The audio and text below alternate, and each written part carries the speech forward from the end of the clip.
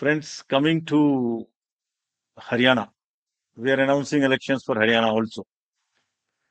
हरियाणा में जो total constituencies हैं वो 90 हैं, जनरल 73, एसटी 0 और एससी कॉन्स्टिट्यूएंसी 17 हैं।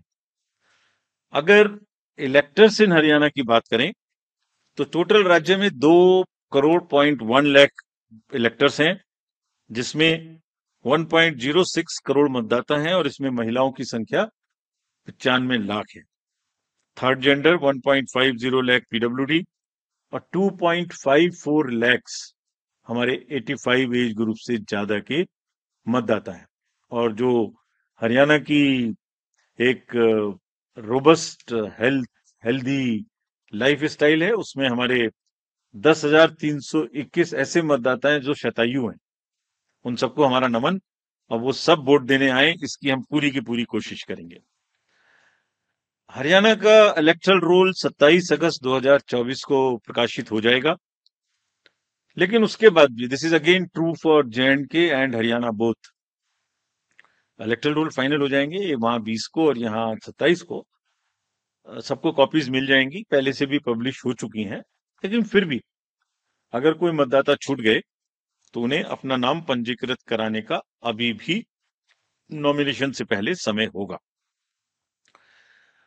पोलिंग स्टेशन अगर देखें तो हरियाणा में 20,629 पोलिंग स्टेशन होंगे, और जिसमें लोकेशन आधी होंगी, यानी 10,500 के करीब, 495 टू बी प्रिसाइज। यानी एक जगह पर दो बूथ या 3 बूथ होंगे, क्योंकि शहरी इलाके हैं। अर्बन एरियाज में 7,000 के लगभग और रूरल एरियाज में 13,000 के लगभग पोलिंग स्टेशन होंगे।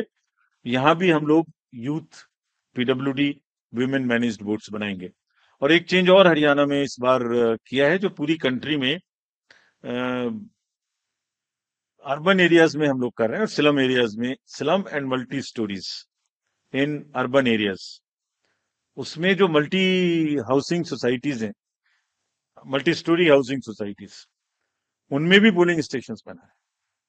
तो हरियाणा में इन पर्टिकुलर गुड़गांव, फरीदाबाद और सोनीपत, इनमें काफी पोलिंग स्टेशंस को मल्टी स्टोरी में शिफ्ट किया, और वहां की जितनी स्लम्स हैं उनमें भी जहां रेशनलाइजेशन की जरूरत है वो किया है, ताकि दोनों क्षेत्रों में कंजेशन भी कम हो सके और वोटिंग की परसेंटेज भी बढ़ सके। तो जितने मेट्रोपॉलिटन बड़े सिटीज हैं, this is one way of handling the so called urban apathy in the elections.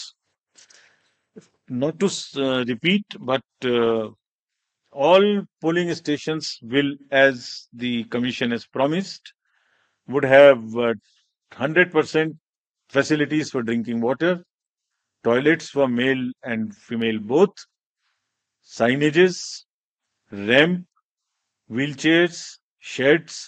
और अब की बार शेड की इतनी जरूरत शायद ना पड़े, मौसम अच्छा है। जो पिछले इलेक्शंस में गर्मी की वजह से दिक्कत हुई थी, इस बार नहीं हो। इंक्लूसिव एंड एक्सेसिबल इलेक्शंस कराने के लिए हम पूरी तरह तत्पर हैं। इन दोनों राज्यों में जैसे अब पैन इंडिया 85 प्लस लोगों को घर जाके वोटिंग का समय मिलता है, वो मिलेगा। और फिर से एक बार और दोबारा कुछ लोगों ने ये पूछा था वहां पर कि जब भी 85 प्लस की घर पे वोटिंग होती है तो पॉलिटिकल पार्टीज के एजेंट्स उनके साथ जा सकते हैं, so that they can see for themselves there is no manipulation at all. और उसकी वीडियोग्राफी भी होती रहेगी।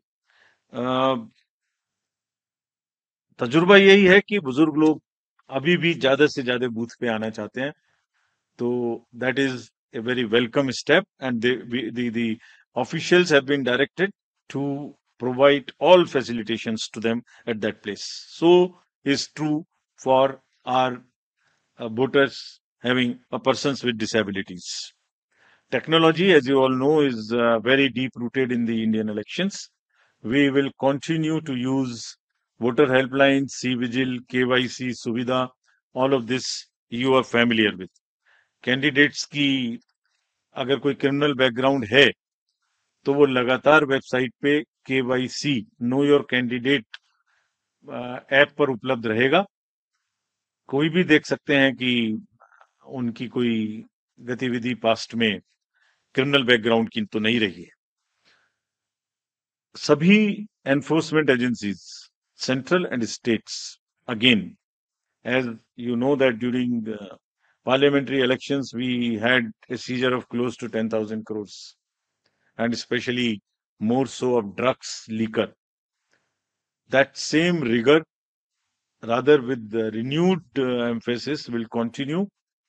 एंड जिस दिन हम JNK गए थे उस दिन सबसे बात की, सबको थोड़ा ताकीद किया, और उसी दिन एक बड़ा सीजर भी हुआ हमारे सामने ही. So that process will continue.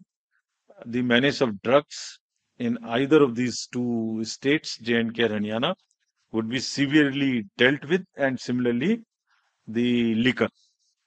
सभी पोलिंग स्टेशंस पे इस बार हमने 100% CCTV की व्यवस्था की है, और दोनों जगह में डिस्ट्रिक्ट मजिस्ट्रेट्स और फील्ड फंक्शनरीज को दोनों जगह में again very strict instructions have been given that उनको खाली निष्पक्ष रहना है, लेवल प्लेइंग फील्ड इंश्योर करनी है. किसी के भी क्षेत्र से अगर इस प्रकार की शिकायत आती है कि वो कोई पक्षपातपूर्ण रवैया कर रहे हैं, तो commission will be extremely strict with absolutely no nonsense approach in these cases. Observers also, again, we will be emphasizing कि वो अपनी रहने की जगह, अपना फोन नंबर न्यूज़पेपर्स में पब्लिसाइज करें, और कम से कम 1-2 घंटा एक दिन जरूर एक निर्धारित जगह पे बैठें, ताकि कोई भी आके उनसे कुछ कह सके. Fake media, fake news and social media, you are all aware. We are also aware. Now we are far more equipped to handle. सबको ताकीद दी गई है कि वो खास तौर से करें. JNK में सभी पार्टीज ने एक और स्पेशल रिक्वेस्ट की थी कि उनके जो कैंडिडेट्स हैं और जो पार्टी के ऑफिस बेरर्स हैं, उनकी सिक्योरिटी सबको बराबर बराबर से मैच करके मिले. ऐसा नहीं कि किसी को ज्यादा किसी को कम मिले. तो ये भी स्पष्ट इंस्ट्रक्शन वहां दी गई है, and we will ensure that all candidates get due security. What is intended is that the participation should increase in terms of the contesting candidates, in terms of the campaigning, in terms of participation, in terms of sweep activities, more of shikaras, more of cycles, more of rallies, and we will provide sufficient security to the candidates. To sum up, we are on a very happy note and a very, what should I say, after long gap, the elections are due and going to be held in J&K and in time in Haryana.